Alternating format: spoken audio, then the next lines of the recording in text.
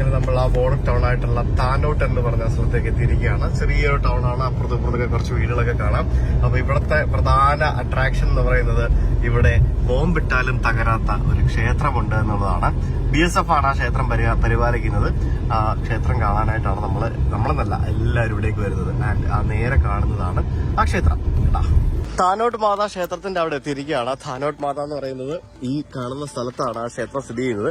ഇവിടെ ഫ്രണ്ടിൽ കുറെ കടകളൊക്കെ ഉണ്ട്, ചെറിയ ചെറിയ റെസ്റ്റോറന്റുകളും മറ്റുമൊക്കെ ഉണ്ട്. പിന്നെ ഇവിടെ വലിയൊരു മൊബൈൽ ടവർ കാണാം. അപ്പോൾ ഫുൾ പട്ടാളക്കാരാണ് ഈ ഒരു ക്ഷേത്രം ചെയ്യുന്നത്. ഞാൻ പറഞ്ഞില്ലേ, എന്തുകൊണ്ടാണ് പട്ടാളം ഒരു ക്ഷേത്രം പരിപാലിക്കുന്നതെന്നറിയോ? എന്തുകൊണ്ടാ? ഞാൻ പറഞ്ഞുതരാം, കഥയുണ്ട്. യെസ്, അതിനു മുമ്പ് തന്നെ BRO കെയേഴ്സ്, BRO ക്രിയേറ്റ്സ് എന്നൊക്കെ പറഞ്ഞുകൊണ്ട് നമുക്ക് ഇവിടെ ഫ്രണ്ടിൽ ഒരു സംഭവം കാണാം. BRO എന്ന് പറയുന്നത് ബോർഡർ റോഡ് ഓർഗനൈസേഷൻ ആണ്.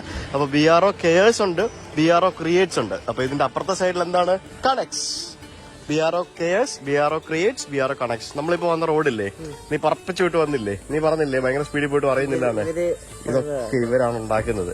ഈ ബോർഡർ സ്ഥലങ്ങളിലുള്ള റോഡുകളെല്ലാം ഇവരായിരിക്കും ഉണ്ടാക്കുന്നത്.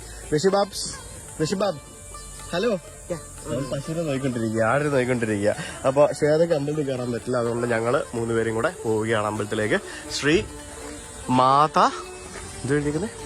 മാതേശ്വരി തനോട്ട് റായ് മന്ദിർ എന്നാണ് എഴുതിയിരിക്കുന്നത്. ഫ്രണ്ടിൽ എന്തൊരു റിസപ്ഷൻ അങ്ങനെ എന്തൊക്കെ സംഭവങ്ങളൊക്കെ കാണാം.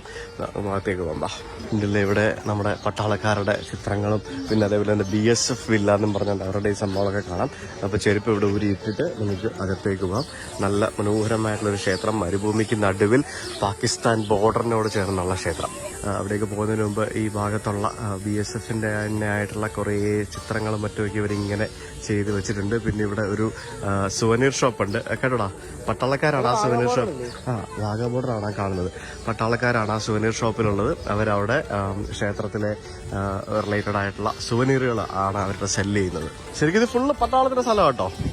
ഇതെല്ലാം പട്ടാളത്തിന്റെ സ്ഥലമാണ്. പട്ടാളം എന്ന് പറഞ്ഞാൽ BSF ആണ്, ബോർഡർ സെക്യൂരിറ്റി ഫോഴ്സ് ആണ്. തൊട്ടപ്പുറത്ത് കാണുന്നതും ബോർഡർ സെക്യൂരിറ്റി ഫോഴ്സിന്റെ സ്ഥലങ്ങളാണ്. പ്രാചീന കുവാന്നും പറഞ്ഞുകൊണ്ട് ഇവിടെ പണ്ടുകാലം പോലുള്ള ഒരു കിണറാണ് തോന്നുന്നത്. കിണർ ഇവിടെ കാണാം. ഇതിനകത്ത് വെള്ളമുണ്ടോ? എന്റെ അമ്മൂ, എന്താ ആഴമാണോ? അതീര് വെള്ളമുണ്ട് കേട്ടോ, ഭയങ്കര ആഴം. കാല് പൊള്ളിയിട്ട് പോയി, അതുപോലെ ചൂടാണ്. ഷൂ ഇവിടെ കൊണ്ടിട്ടാൽ മതിയായിരുന്നു, അവിടെ ഇടണ്ടായിരുന്നു. നമ്മളപ്പോ ക്ഷേത്രത്തിന്റെ ഉള്ളിലെത്തി. അപ്പൊ ഈ കാണുന്നതാണ് ക്ഷേത്രം. താനോട്ട് മാതയാണ് ഇവിടുത്തെ പ്രതിഷ്ഠ എന്ന് പറയുന്നത്.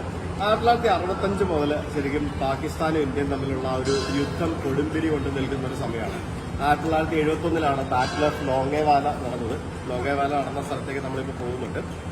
ശരിക്കും ആ യുദ്ധത്തിന്റെ സമയത്ത് പാകിസ്ഥാൻ ഈ താനോട്ട് എന്ന് പറഞ്ഞ ഈ സ്ഥലത്ത് ശരിക്കും ഈ ക്ഷേത്രവും ഈ റിലേറ്റഡ് ആയിട്ടുള്ള പരിസര പ്രദേശങ്ങളിലേക്കെല്ലാം